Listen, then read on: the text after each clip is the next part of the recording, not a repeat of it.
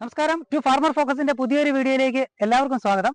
ഇപ്പോൾ നമ്മളെ സാധാരണയായി നമ്മളുടെ വീട്ടിലൊക്കെ നമ്മൾ നട്ടു വളർത്തുന്ന ഒരു ഫ്രൂട്ട് പ്ലാന്റ് ആണ് റംബൂട്ടാൻ എന്ന് പറയുന്നത്. നല്ല കാലാവസ്ഥയൊക്കെ ഇപ്പോൾ മാറിക്കഴിഞ്ഞു. ഇപ്പോൾ റംബൂട്ടാനിൽ ആയിരിക്കുന്ന പൂക്കളൊക്കെ മാറി കായ്കളൊക്കെ ആയി വരുന്നൊരു സമയമായത്. അപ്പോൾ ഈ ഒരു സമയത്ത് റംബൂട്ടാനിലുണ്ടായ കായ്കളൊക്കെയും കൊഴിഞ്ഞു പോകുന്ന ഒരു കാര്യം നമ്മൾ കണ്ടുവരുന്നുണ്ട്. അപ്പോൾ ഇതിനെ എങ്ങനെ നമുക്ക് പ്രതിരോധിക്കാം എന്ന് നമുക്ക് ഈ വീഡിയോയിലൂടെ നോക്കാം. നിങ്ങൾ ആദ്യമായിട്ടാണ് ഈ ചാനലിലെ വീഡിയോ കാണുന്നുണ്ടെങ്കിൽ ചാനൽ ഒന്ന് സബ്സ്ക്രൈബ് ചെയ്യുക. അതേപോലെ തന്നെ സ്കിപ്പ് ചെയ്യാതെ വീഡിയോ ഫുള്ളായിട്ട് കാണാൻ ശ്രമിക്കുക. റംബൂട്ടാന്റെ കായകൾ കൊഴിഞ്ഞു പോകുന്നത് പ്രധാനമായും 3 കാരണങ്ങൾ കൊണ്ടാണ് റംബൂട്ടാനിലെ ഉണ്ടായിരിക്കുന്ന കായകളൊക്കെ കൊഴിഞ്ഞു പോകുന്നത്. ഒന്നാമത്തെ കാരണം എന്ന് പറയുന്നത് കാലാവസ്ഥ തന്നെയാണ്. പെട്ടെന്നുണ്ടായ കാലാവസ്ഥയുടെ മാറ്റം ഇതിനെ സാരമായിട്ട് ബാധിക്കും. ഇതിലുണ്ടായിരിക്കുന്ന കായകളൊക്കെയും കൊഴിഞ്ഞു പോകാനുള്ള സാധ്യതയുണ്ട്. ശക്തമായ മഴയും കാറ്റും ഒക്കെ ഈ ചെടിയെ ബാധിച്ചു കഴിഞ്ഞാൽ ആയിരിക്കുന്ന കായകളൊക്കെയും കൊഴിഞ്ഞു പോകാനുള്ളൊരു സാധ്യതയുണ്ട്.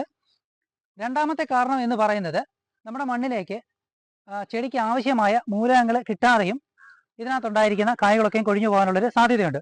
അതായത് ചെടിക്ക് ആവശ്യമായ മഗ്നീഷ്യവും അതേപോലെ തന്നെ കാർബണിന്റെയും അംശം തീരെ കുറവാണ് എന്നുണ്ടെങ്കിൽ ഇതിനകത്തുണ്ടായിരിക്കുന്ന പൂക്കളും കായകളും ഒക്കെ കൊഴിഞ്ഞു പോകാനുള്ളൊരു സാധ്യതയുണ്ട്. അപ്പോൾ അത് എങ്ങനെ പരിഹരിക്കാം എന്ന് നമുക്ക് നോക്കാം. അതിനു വേണ്ടിയിട്ട് ഏകദേശം ഒരു 3 വർഷം പ്രായമായ റംബൂട്ടാനായിരിക്കും കായ്ച്ചു തുടങ്ങിയിട്ടുണ്ടാവുക. ഏകദേശം ഒരു 500 ഗ്രാം മുതൽ 1 കിലോ വരെ ഡോളോമേറ്റ് നമ്മൾ ഒരു ചെടിക്ക് നമ്മൾ ചേർത്ത് കൊടുത്തു കഴിഞ്ഞാൽ ഈ ഒരു പ്രശ്നം നമുക്ക് പരിഹരിക്കാനായിട്ട് സാധിക്കും. അതായത് ഏതെങ്കിലും മൂലകങ്ങളുടെ കുറവ് കൊണ്ടാണ് ഇങ്ങനെ കൊഴിഞ്ഞു പോകുന്നതെന്നുണ്ടെങ്കിൽ അത് നമുക്ക് പരിഹരിക്കാനായിട്ട് സാധിക്കും. ഇനി മൂന്നാമത്തെ കാരണമെന്നുണ്ടെങ്കിൽ ഏതെങ്കിലും ഫംഗസിന്റെ അറ്റാക്ക് കൊണ്ട് ഇതിനകത്തുണ്ടായിരിക്കുന്ന പൂക്കളും കായ്കളും ഒക്കെ കൊഴിഞ്ഞു പോകാനുള്ളൊരു സാധ്യതയുണ്ട്. അപ്പോൾ ഇത് നമുക്ക് എങ്ങനെ പരിഹരിക്കാമെന്ന് നോക്കാം. ഫംഗസിന്റെ അറ്റാക്ക് കൊണ്ടാണ് ഇതിനകത്തുണ്ടായിരിക്കുന്ന പൂക്കളും കായകളും ഒക്കെ കൊഴിഞ്ഞു പോയിരിക്കുന്നതെന്നുണ്ടെങ്കിൽ നമുക്ക് സാഫ് എന്ന് പറയുന്ന ഫംഗിസൈഡ് ഉപയോഗിച്ചുകൊണ്ട് തന്നെ നമുക്ക് ഇതിനെ നിയന്ത്രിക്കാനായിട്ട് പറ്റും.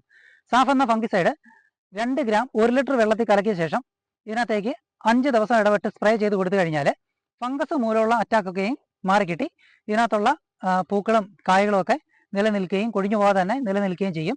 നമുക്ക് ആവശ്യമായിട്ടുള്ള ഫ്രൂട്ടുകളൊക്കെ ഇതിനകത്ത് നിന്ന് തന്നെ കിട്ടുന്നതുമാണ്. അപ്പോൾ നിങ്ങൾക്ക് വീഡിയോ ഇഷ്ടപ്പെട്ടു എന്ന് ഞാൻ വിചാരിക്കുന്നു. വീണ്ടും ഇതേപോലുള്ള കൃഷി സംബന്ധമായ ഒരു വീഡിയോയുമായി നമുക്ക് കാണാം. താങ്ക്